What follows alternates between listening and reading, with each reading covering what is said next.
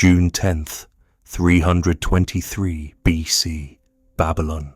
Alexander the Great lies dying in a palace he conquered without a fight. He is 32 years old, the most powerful man in the world, ruler of an empire stretching from Greece to India. No living enemy can challenge him, no army can match his. He has achieved what no human before him ever did, total victory. But in the room around him his generals wait, not with grief, with calculation, because Alexander is about to die, and he has left no order for what comes next, no heir, no plan, no structure, just silence. And that silence will tear his empire apart. This is not the story of how Alexander won the world. This is the story of how one decision, or the refusal to make one, destroyed everything he built. If you're drawn to quiet stories about power, ambition, and the decisions that shape history, subscribe to Echoes of Greatness. To understand how Alexander's empire fell, you must first understand how completely he had won. By 323 BC, Alexander controlled more territory than any conqueror in history. Greece, Egypt, Persia, Mesopotamia, parts of India, cities that had stood for 1,000 years bent the knee. Kings who commanded armies surrendered without fighting.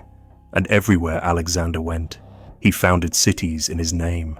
Alexandria in Egypt, Alexandria in Persia, Alexandria in Bactria. Over 20 cities, each one a permanent mark on the map. His empire was not just vast, it was unprecedented. No Persian king had expanded this far.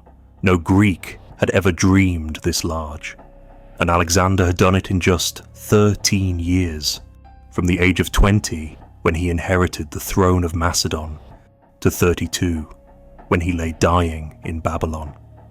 13 years, and the world belonged to him. But empires are not just won. They must be held. And Alexander had built something that could only be held by him, because the empire was not a nation, it was not a system, it was a man. And when that man died, the empire would have no foundation. Alexander's empire was constructed through force and charisma, not law, not institutions, not shared identity. The Greeks who followed Alexander did not see themselves as brothers to the Persians he conquered. The Egyptians did not feel loyalty to the Macedonians who now ruled them. The Bactrians and Indians had no reason to remain under Greek control once Alexander was gone. The only thing holding the empire together was Alexander himself, his presence, his will, his ability to inspire loyalty in soldiers and fear in enemies. But loyalty to a person is fragile. It dies with them. Alexander knew this. Or he should have. He had seen what happened when leaders died without clear succession. His own father, Philip II, had been assassinated, and Alexander had moved quickly to secure the throne, eliminating rivals, consolidating power. But Alexander was different from his father in one critical way. Philip had trained Alexander to rule. Alexander trained no one. He had no son old enough to lead. His wife, Roxana, was pregnant, but the child was not yet born. He had no clear deputy, no second in command who could step in and hold things together. He had generals, brilliant ones: Ptolemy, Seleucus, Cassander, Perdiccas, Lysimachus, Antigonus, men who had fought beside him for years, men who commanded armies, men who governed vast territories in his name. But none of them were designated successors. None of them had authority beyond what Alexander personally gave them. And Alexander, at 32, believed he had time to father legitimate heirs, time to build a proper government, time to turn the empire from a conquering force into a stable state. But time was the one thing he did not have. There is a moment recorded by historians that defines the collapse of Alexander's empire. It happens in his final days. Alexander is bedridden, feverish, unable to speak clearly. His generals gather around him. They ask the question that has no good answer. Who will inherit the empire? Different sources record different responses. Some say Alexander whispered, "To the strongest." Others say he handed his signet ring to Perdiccas, his senior officer, implying temporary authority. Still others claim he said nothing coherent at all. But the truth is, it does not matter what he said, because whatever he said, it was not enough. He did not name a successor. He did not divide the empire among trusted men. He did not leave clear instructions. He left ambiguity, and ambiguity, when you control the largest empire in the world, is catastrophic. This was the order that destroyed Alexander's empire, not a command to invade, not a tactical mistake, but the refusal or inability to clearly designate what would happen after he was gone. It was not recklessness. It was something quieter. It was the belief that he would have more time, that 32 was young, that he could address succession later, after one more campaign, after the empire stabilized, after his son was born. But empires do not wait for convenient moments, and death does not negotiate. To Alexander, leaving succession unclear was not irrational. It was strategic, or at least it felt that way. If he publicly named a successor, that person would immediately become a rival power center. Generals loyal to the successor might begin acting independently.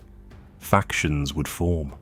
Ambition would divide the army before Alexander was even gone. Better, Alexander believed, to keep everyone uncertain, to make them all dependent on him, to ensure no one could move against him while he lived. And Alexander, at 32, had no reason to believe he was close to death.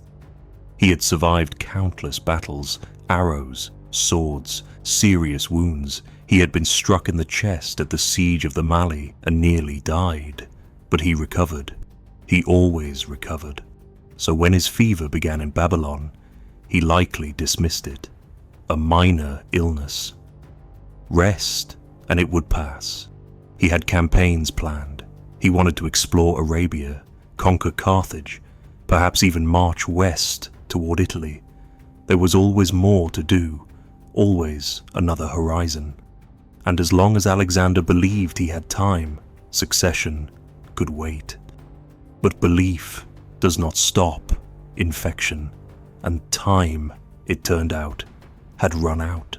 Even before Alexander died, the empire was beginning to fracture, not openly, not violently, but quietly, in small decisions, in hesitations, in the way generals looked at each other when Alexander was not watching. Alexander had pushed his men too far.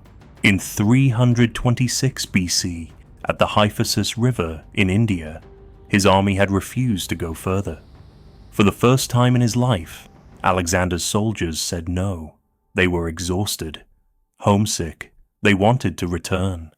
Alexander had raged. He had sulked in his tent for days, but eventually he turned back. It was a quiet defeat, not in battle, but in authority. The illusion that Alexander's will was absolute had cracked, and once that illusion cracks, it cannot be fully restored. The men still followed him, but they no longer followed blindly. And his generals, who had once been his companions, were now calculating. They governed entire regions. They commanded armies. They had wealth, power, influence.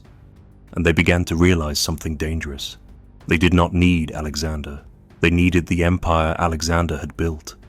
But Alexander himself, he was mortal. And mortality eventually ends. So they waited, not plotting, not yet, but watching, preparing, thinking about what would happen when Alexander was no longer there to hold everything together. And when Alexander fell ill, they did not panic. They positioned themselves. Alexander's illness came suddenly. At a banquet, he drank heavily. The next day, he felt unwell, fever, chills, pain. At first it seemed minor, but it worsened. For 11 days, Alexander's condition deteriorated. His generals visited him. His soldiers lined up outside the palace, demanding to see him one last time. Alexander, too weak to speak, gestured to each man as they passed. It was his final act of leadership, a silent acknowledgement. And then, on June 10th, 323 BC, Alexander died. The cause is still debated. Some historians believe it was malaria, others suggest typhoid fever. Some whisper poison, though no evidence supports it. But the cause does not matter. What matters is that Alexander died without clarity. His wife, Roxana, was pregnant. His son would be born 2 months later. But a newborn cannot rule an empire. His half-brother, Philip III, was still alive. But Philip was mentally impaired, incapable of leadership, and so the generals were left with a question no one could answer. Who rules? The empire did not collapse immediately. For a brief time, the generals tried to hold it together. They declared Philip III king, with Roxana's unborn child as co-ruler if it was a boy. Perdiccas, holding Alexander's ring, assumed the role of regent. It was a compromise, a fragile one, but it lasted less than a year, because none of the generals actually wanted to preserve the empire. They wanted their piece of it. Ptolemy took Egypt. He claimed Alexander's body and brought it to Alexandria, establishing his legitimacy through proximity to the dead king. Seleucus took Babylon and the eastern territories. Cassander seized Macedonia. Lysimachus claimed Thrace. Antigonus sought to reunify the empire under his own rule. They called themselves the Diadochi, the successors. But they were not successors. They were warlords. And for the next 40 years they fought. Not one war, dozens, shifting alliances, betrayals, assassinations. Roxana and her son, Alexander IV, were kept alive for a time, used as symbolic figureheads. But in 310 BC, Cassander had them both murdered. The bloodline of Alexander the Great ended, and with it, any pretense of unity. By 301 BC, the empire had fractured into stable successor kingdoms. The Ptolemaic kingdom in Egypt, the Seleucid Empire in Persia and Mesopotamia, the Antigonid dynasty in Macedonia, smaller kingdoms in Bactria, Pergamon, and elsewhere. These kingdoms would endure for centuries, some until the rise of Rome, but they were not Alexander's empire. They were the pieces left after it shattered. Alexander the Great conquered the world, but he could not control what happened after he was gone, not because he was defeated, but because he never prepared for succession. He believed, as all young men who achieve too much too quickly believe, that he had time, that the future could wait, that the empire he built through force and charisma would somehow hold together without him. It did not. It could not. Because empires built around one person die with that person, unless that person builds something larger than themselves. Alexander built cities. He spread Greek culture across the known world. He changed the course of history, but he did not build a system that could survive him. And so his empire, the largest the world had ever seen, lasted exactly as long as he did. The mistake was not in conquering too much. It was in believing conquest alone was enough, that winning the world meant keeping it. But keeping requires planning, preparation, restraint. And Alexander, who never lost a battle, never learned restraint. He kept moving forward because stopping felt like failure. But sometimes the hardest decision is not what to do next. It is deciding what happens when you are no longer there to decide. Alexander never made that decision, and his empire paid the price, not through defeat, but through silence. The silence of a dying man who could not or would not say who should come after him. And in that silence, everything he built fell apart. This has been Echoes of Greatness. If you value stories about the hidden moments that shape history, subscribe to Echoes of Greatness.